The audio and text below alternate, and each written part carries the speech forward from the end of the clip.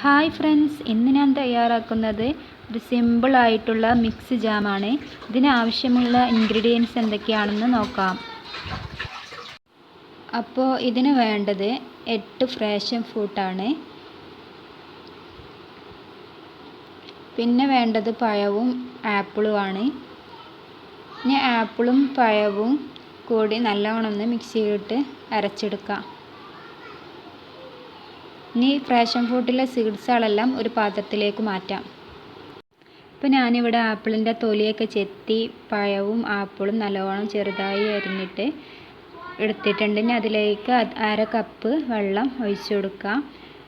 എന്നിട്ട് നല്ലോണം ഒന്ന് മിക്സിയിലിട്ടൊന്ന് അടിച്ചെടുക്കാം. ഇതിപ്പോൾ ഞാൻ മിക്സിയിൽ നല്ലോണം അരച്ചെടുത്തിട്ടുണ്ട്. ഇപ്പോൾ ഫ്രാഷൻ ഫ്രൂട്ടിലെ സീഡ്സുകളെല്ലാം ഒരു ബൗളിലേക്ക് മാറ്റിയിട്ടുണ്ട്. ഇനി ഇത് മിക്സിയിലിട്ടൊന്ന് അടിച്ചെടുക്കാം. നല്ലപോലെ അടിച്ചെടുക്കാം. 1 കപ്പിൻ്റെ 3/4 കപ്പ് ഫ്രാഷൻ ഫ്രൂട്ടിൻ്റെ ജ്യൂസ് എടുത്തിട്ടുണ്ട്. ഇനി 1/2 കപ്പ് പഞ്ചസാര, 1 ടീസ്പൂൺ ചെറുനാരങ്ങ നീര്. ഇനി ഇവ എങ്ങനെ ഉണ്ടാക്കും നോക്കാം. ഒരു പാൻ അടുപ്പത്ത് വെച്ചിട്ടുണ്ട്.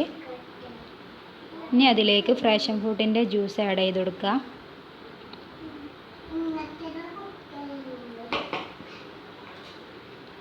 അതൊന്ന് തിളച്ച് വരുമ്പോൾ അതിലേക്ക് ആപ്പിളും പഴവും അടിച്ച മിക്സ് ചേർത്ത് കൊടുക്കാം.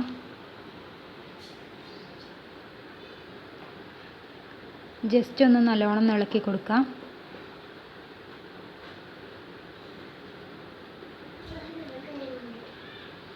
അതൊന്ന് മിക്സായി വരുമ്പോൾ അതിലേക്ക് ഷുഗർ ആഡ് ചെയ്ത് കൊടുക്കാം.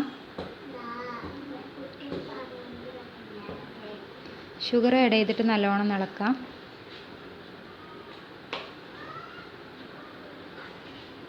ഇതിപ്പോൾ കുറുകി വരുന്നുണ്ട്. ഇനി അതിലേക്ക് ലെമൺ ജ്യൂസ് ആഡ് ചെയ്ത് കൊടുക്കാം. പിന്നെ കളറിന് വേണ്ടി ഞാൻ പിസ്തൻ്റെ കളർ ആഡ് ചെയ്ത് കൊടുക്കുന്നുണ്ട്, ഒരു പച്ച കളർ കിട്ടാൻ വേണ്ടി.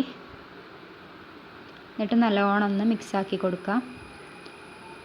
കൈ വിടാതെ ഇളക്കി കൊടുക്കാം. ലോ ഫ്ലെയിമിൽ ഇളക്കിക്കൊണ്ടേയിരിക്കണം.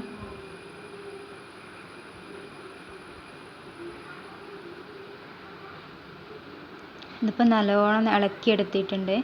ഇപ്പോൾ കുറുകി വന്നിട്ടുണ്ട് കേട്ടോ. നല്ലോണം കുറുകി വന്നിട്ടുണ്ട്.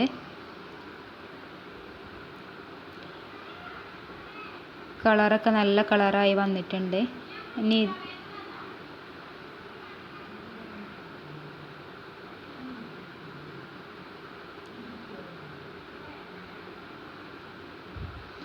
നമുക്ക് ഫ്ലെയിം ഓഫ് ചെയ്യാം.